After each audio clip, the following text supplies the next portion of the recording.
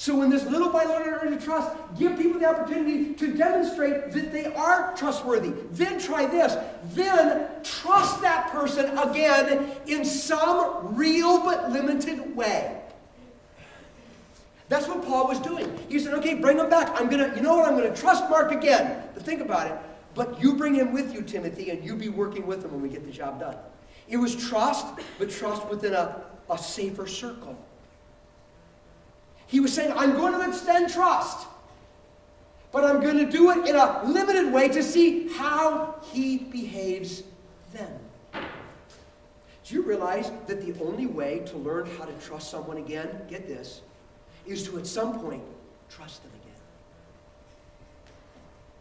There isn't any other way. Because the only way you'll ever know if they won't violate a trust is if you've given some and they don't. So find a way to be able to give some trust again so that they can prove again their trustworthiness in that issue. And then, as they prove themselves trustworthy there, begin to broaden the degree and scope of trust that you placed in that person as they perform or behave in trustworthy ways. Step by step by step. Can we learn to trust again? Absolutely. Is it hard? But why should we? Because trusting again is the only path to the good life. The significant, meaningful, impactful life of our dreams where we fulfill our destiny. So somehow we have to risk the friction of re-entry into relationships of trust. And how do we negotiate that heat? Trust God supremely with the lion's share of our life's dream. And then bury the knife that was once in your back. And then take baby steps.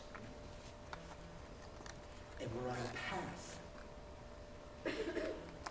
that enables us to overcome, get beyond any betrayal. Would you pray with me? Father, I don't think there's anybody in this room that hasn't been betrayed on some level at some time. And we all know that feeling. And what I'd like to ask today is that you would help us to take those practical steps to learning to trust again. I pray, Father, that your Spirit will help to just convince us that really it's the way we need to go. Even though it's risky, it's the way we need to go. And may we follow the basic principles that we find in your wisdom to guide that re-entry process in a way that is healthy and enables us to just finally move beyond betrayal into the freedom and life you intend for every one of us. May this be our reality, I ask, in Jesus' name.